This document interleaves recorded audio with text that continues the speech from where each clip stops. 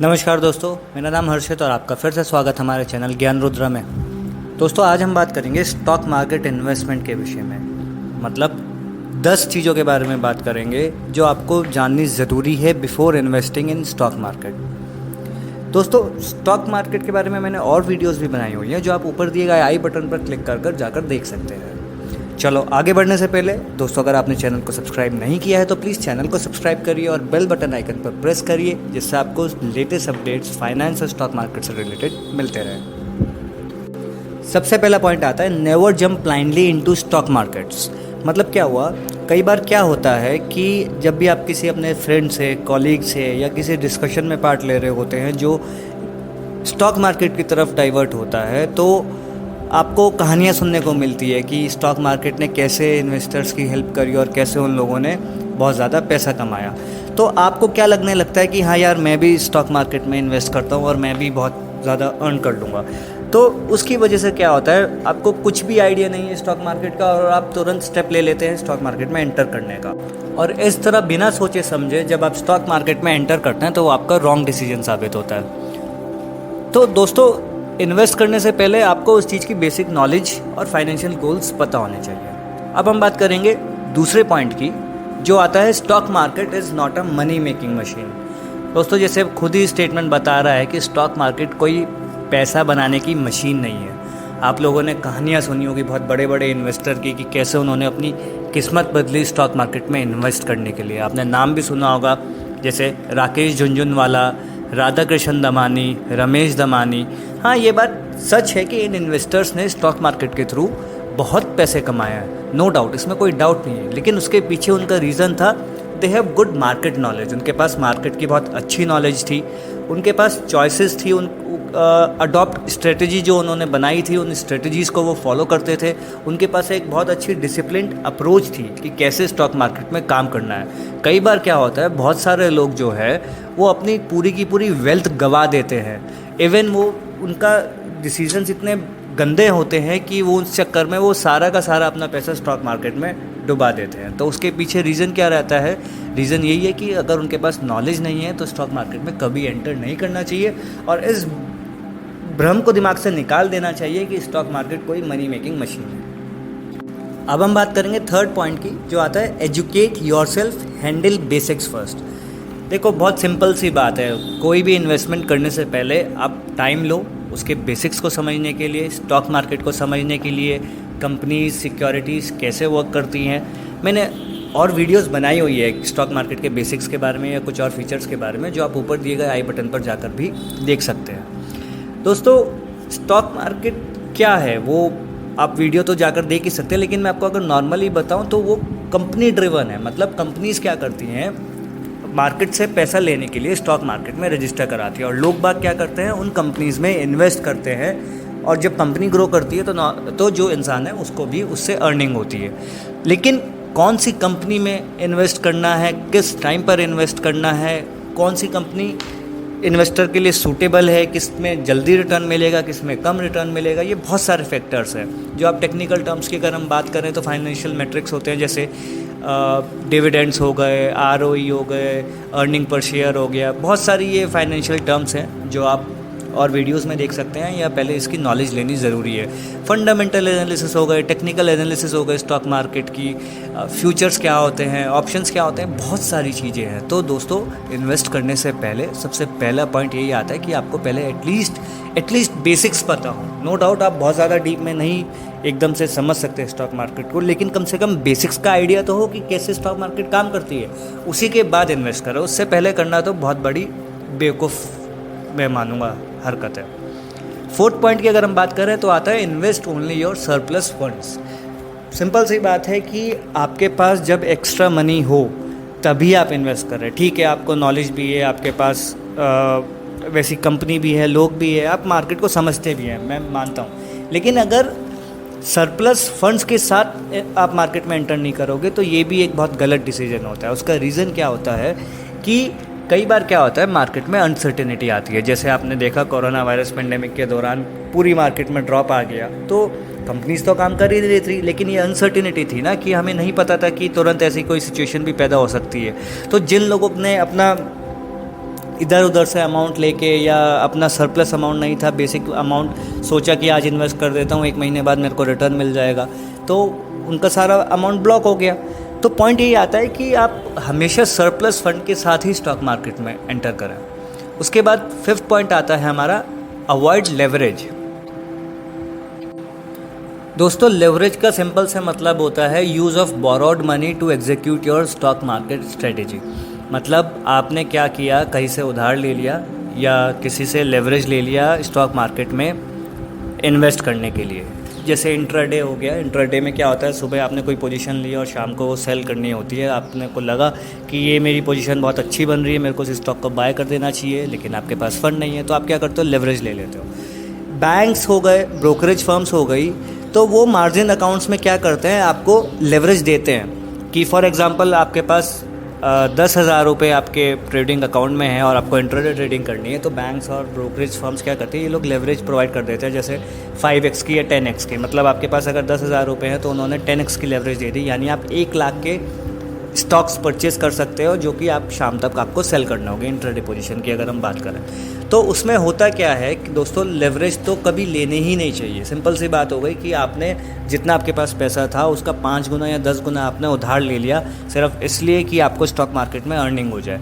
लेकिन आप ये नहीं समझ रहे लेवरेज लेने से आपका रिस्क कितना ज़्यादा हाई हो गया, क्योंकि वो अपनी जेब से तो पैसा देंगे नहीं। अगर आपका लॉस होगा तो जो आपका मार्जिन अमाउंट उनके पास सबमिट है वो उसी से डिडक्ट होता है, लेकिन रिस्क बहुत ज़्यादा हाई हो जाता है अगर आप लेवरेज लेके काम कर रहे हो। इवन आप किसी पोजीशन को होल्ड भी नहीं कर सकते अगर आपने लेवरेज लिया हुआ है। तो avoid leverage is the 5th point. अगर आपको स्टॉक मार्केट में इन्वेस्ट करना है तो आप इस चीज़ का पहले से ही बिल्कुल ध्यान करके चलें कि आपको लेवरेज नहीं लेना है। 6th पॉइंट की अगर हम बात करें तो आता है अवॉइड हर्ड मेंटालिटी। यानी कई बार क्या होता है कि आप लोग दोस्तों की सुनते हो या इधर उधर लोगों की सुनते हो या न्यूज़ चैनल सुन लिया या रिलेटिव्स के सुन लिया, तो उससे क्या होता है कि वो आपके एक्शंस को इन्फ्लुएंस करते हैं। जैसे सपोज़ एग्जांपल ले लो, आपका दोस्त आया, वो भी स्टॉक मार्केट में इन्वेस्ट करता है, उसने आके कहा यार मैंने एक पर्टिकुलर ACC कंपनी का स्टॉक खरीदा था, उसमें मुझे इतना फ़ायदा हो गया और कंपनी तो ग्रो करे जा रही है, मेरा स्टॉक प्राइस भी बढ़ रहा है। तो आप क्या करोगे, उसकी सुनकर आपका डिसीजन, सपोज़ आपने कोई स्टडी कर रखी थी और आपको दिख रहा था कि सपोज़ SBI का शेयर का मेरे पास अच्छी पोजीशन क्रिएट हो रही है, मेरे पास 10,000 रुपये और मैं SBI की पोजीशन लूँगा, स्टॉक परचेस करूँगा। लेकिन जब आके उसने आपको ACC के स्टॉक के बारे में बताया तो आपका डिसीजन कहीं ना कहीं इन्फ्लुएंस हुआ। आप कहोगे नहीं यार वो दोस्त सही बोल रहा है, उसको भी प्रॉफिट हुआ है, छोड़ मैं तो अपना सिंपल ACC में इन्वेस्ट करता हूँ। तो इसका मतलब वो अवॉइड हर्ड मेंटालिटी, यानी आपको कोई भी काम करना है वो आप अपना सेल्फ डिसीजन लीजिए, इंस्टेड कि आप किसी की देखम देख या किसी से सुनकर कोई अपना डिसीजन को इन्फ्लुएंस करे। नो डाउट आपको शॉर्ट टर्म में फ़ायदा हो सकता है उन चीज़ों से कि किसी ने बताया और वो सही भी बताया हो सकता है, लेकिन लॉन्ग टर्म में कई बार क्या होता है कि अगर आप उस पर एनालिसिस नहीं करेंगे या सिर्फ दूसरे के कहने पे चलेंगे तो उससे आपको इन फ्यूचर या लॉन्ग टर्म में उस चीज़ों का नुकसान हो सकता है। 7 पॉइंट आता है diversify but refrain from over diversification. इसका सिंपल सा मतलब हुआ, कभी भी अपना पैसा एक स्टॉक में इन्वेस्ट ना करें। यानी आपको हमेशा कोई ना कोई पोर्टफोलियो बनाना होगा स्टॉक्स का। आप 4 या 5 या 10 जैसा भी आपका फ़ंड है उस फंड के हिसाब से आप अपना पोर्टफोलियो बना सकते हो, लेकिन कभी भी एक स्टॉक में सारा पैसा इन्वेस्ट ना करो। इवन ऐसा भी है कि ये भी नहीं कि पोर्टफोलियो इतना ज़्यादा हाई फाई बना लिया कि हर कंपनी में ही इन्वेस्ट करके बैठ गए छोटा छोटा अमाउंट, तो उससे भी कोई फ़ायदा नहीं है। आप पोर्टफोलियो बनाइए, उन कंपनीज़ का पोर्टफोलियो बनाइए जिन कंपनीज़ के बारे में आपको अच्छी नॉलेज हो, उनके बारे में स्टडी करिए, अलग अलग सेक्टर्स के बेसिस पे बनाइए। तो उससे क्या रहता है, आपका रिस्क कहीं ना कहीं मिनिमाइज़ होता है। या फिर अगर किसी कंपनी को लेके कोई पॉलिटिकल डिसीजन आया है, किसी तरह की अनसर्टेनिटी आई, तो एटलीस्ट आपकी जो बाकी कंपनीज़ में अमाउंट इन्वेस्ट है तो उससे आपकी लिक्विडिटी बनी रह सकती है। 8th पॉइंट आता है don't try to limit the market, follow a discipline investment approach. मतलब क्या हुआ इसका सिंपल सा मतलब ये हुआ कि हमेशा स्टॉक मार्केट में डिसिप्लिन्ड इन्वेस्टमेंट की अप्रोच होनी चाहिए।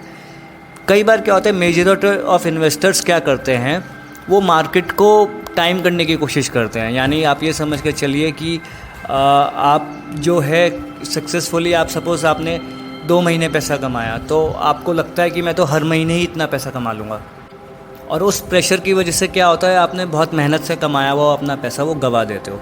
दोस्तों कोई ऐसा नहीं है, कोई इतना ज़्यादा सक्सेसफुल नहीं है जो कंसिस्टेंटली मार्केट में हमेशा सही डिसीजन ले सकता हो।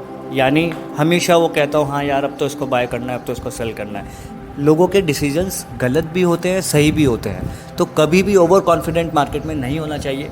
हमेशा ये समझना चाहिए कि बल्कि इवन आपके जो लॉसेस मेकिंग डिसीजंस होते हैं उससे आपको लर्न करना चाहिए, लेकिन कभी भी आप 100% श्योर ना हो कि हाँ मैंने पिछले महीने इतना अमाउंट कमाया था तो इस महीने भी मैं इतना ही अमाउंट कराऊंगा। उससे क्या होता है, आपके ऊपर प्रेशर बनेगा और आप गलत डिसीजंस लोगे और होना एट द एंड वही है, आपका फाइनेंशियल लॉस होना है।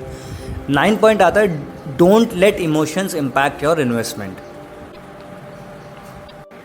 इसका सिंपल सा मतलब हुआ कि अपने इमोशंस को कंट्रोल करके ही इन्वेस्टमेंट करिए। इमोशंस से मतलब ये हुआ कि आपने सपोज़ आपने कुछ स्टॉक्स खरीदे, आपको उसमें 2% या 3% का प्रॉफिट हो गया, आपने वो प्रॉफिट लिया और स्टॉक से एग्जिट हो गए। सिमिलर केस जब लॉस के केसेस में आता है तो आपने 2 to 3% का आपको लॉस दिख रहा है स्टॉक में और आपको लग रहा है कि यार ये पोजीशन गलत है, मेरे को एग्जिट हो जानी चाहिए। तो लोग बात क्या करते हैं, वहाँ पे होल्ड कर लेते हैं मुझे इनको, नहीं यार मैं लॉस बुक नहीं करूँगा, कोई नहीं, वेट करते हैं 1 दिन 2 दिन 4 दिन 1 महीना। और वो होता क्या है, वो 2% का लॉस 5% का लॉस 10%। उसके बाद जब इतना ज़्यादा लॉस हो जाता है तो आप कहते हो यार कोई बात नहीं, मुझे चाहे 1 साल लग जाए, मैं इस स्टॉक से पैसा एग्जिट नहीं करूँगा। और वो सारा का सारा अमाउंट आप एक जगह ब्लॉक करके होल्ड करवा देते हैं। तो सेपरेट मतलब इमोशंस का जो सिंपल सा फंडा है कि वो एट द एंड आपको मनी लूज़ ही करवाता है। तो इंस्टेड क्या है कि आप ये डर और लालच की साइकिल से बाहर निकलिए, तभी आप स्टॉक मार्केट में सक्सेसफुल हो सकते हैं या आप अर्न कर सकते हैं। Do not invest in any speculative unknown stock. ये भी एक रीज़न है कि वो आपको किसी स्टॉक के बारे में आइडिया नहीं है, लेकिन आपने न्यूज़ में देख लिया कि ये स्टॉक बढ़ेगा या आपने कहीं और सुन लिया किसी से, तो वो क्या है आपको ग्रीड पैदा करता है कि नहीं यार छोड़, मैंने जिस पर रिसर्च करी थी उसको छोड़ो, ये न्यूज़ में बहुत ज़्यादा हाईलाइटेड है और मैं इसमें इन्वेस्ट करता हूँ। तो वो इमोशंस कहीं ना कहीं एक बहुत मेजर रोल प्ले करते हैं। फियर और ग्रीड 2 इमोशंस हैं जिसमें डर यानी डर और लालच, जिसकी वजह से बेसिकली कोई भी इन्वेस्टर जो है वो अपना अमाउंट जो है या लॉसेस बियर करता है सिर्फ इन 2 इमोशंस की वजह से। तो बेटर है कि इन इमोशंस को आप अलग रखिए, इन्वेस्टमेंट करनी है बिल्कुल डिसिप्लिन्ड और सिस्टमैटिक तरीके से ही इन्वेस्टमेंट करिए। लास्ट पॉइंट हमारा आता है, हैव रियलिस्टिक एक्सपेक्टेशंस। बहुत इंपॉर्टेंट है ये भी समझना। दोस्तों कई बार क्या होता है कि जब हम रेगुलर स्टॉक मार्केट में होते हैं तो या हम किसी को देखते हैं तो हम भी बहुत हाई फाई एक्सपेक्टेशंस बनाने लगते हैं स्टॉक मार्केट को लेके। फॉर एग्जांपल आप सिंपल सी बात ही समझिए, सपोज़ आपने 3 महीने स्टॉक मार्केट में इन्वेस्ट किया और आपको एग्जांपल लेते हैं 10% आपको रिटर्न मिल गया, तो आप क्या करोगे ना, एक्सपेक्टेशंस बनानी शुरू कर दोगे। यार मैंने 3 महीने में 10% कमाया, अब अगले 3 महीने में मुझे 12% कमाना। हो सकता है मार्केट सिचुएशन उस टाइम पे ना हो सकता है कि अगले नेक्स्ट 3 मंथ्स आप 7% ही अर्न कर सके, लेकिन आपने क्या किया, आपने एक्सपेक्टेशंस बना ली कि नहीं 10 तो कमाऊंगा ही कमाऊंगा, मैं इससे ज़्यादा भी कमा सकता हूँ। और उस बेसिस पे आप डिसीजंस लेने लगते हो। आपको 2-3 स्टॉक लॉस मेकिंग लगे, फिर आप हाई रिस्क या लेवरेज लेना स्टार्ट कर दोगे या गलत डिसीजंस लेना शुरू कर दोगे या एग्रेसिव बाइंग सेलिंग करना शुरू कर दोगे, सिर्फ इस वजह से कि आपने एक मेंटली साइकोलॉजी बनाई हुई है कि हाँ यार मेरी एक्सपेक्टेशन है और मेरे को ये टारगेट अचीव करना है। तो हमेशा मार्केट में एंटर करने से पहले ये चीज़ दिमाग में बैठा कर रखिए, एक्सपेक्टेशंस रियलिस्टिक लेके चलिए। मार्केट कंडीशंस के बेसिस पे होती है और कई बार आपको बहुत अच्छा रिटर्न भी मिलता है किसी मंथ और कई बार आपको लॉस भी बुक करना पड़ता है। तो वो मार्केट कंडीशंस पे डिपेंड करती है, जिसके लिए स्टॉक मार्केट की नॉलेज होना ज़रूरी है। तो दोस्तों ये 10 पॉइंट्स थे जो हमने जाने स्टॉक मार्केट इन्वेस्टमेंट करने से पहले आपको जानना बहुत ज़्यादा ज़रूरी है। अगर आपने इन 10 पॉइंट्स को कंसिडर करके आप कोई भी स्टेप लेते हैं तो आई होप आपको उसमें बेटर रिजल्ट्स मिलेंगे एज़ कम्पेयर्ड अगर आपको नॉलेज ना हो इन चीज़ों की। तो आई होप दोस्तों आपको ये वीडियो अच्छी लगी होगी। प्लीज़ अगर वीडियो अच्छी लगी है तो लाइक और कमेंट ज़रूर करिए। अगर वीडियो अच्छी नहीं लगी है तो एटलीस्ट डिसलाइक करिए, मेरे को पता हो कि वीडियो में कोई कमी है। तो दोस्तों आज के लिए इतना ही। प्लीज़ चैनल सब्सक्राइब अगर अभी तक नहीं किया है तो कर दीजिए। Thank you. घर रहिए, सुरक्षित रहिए।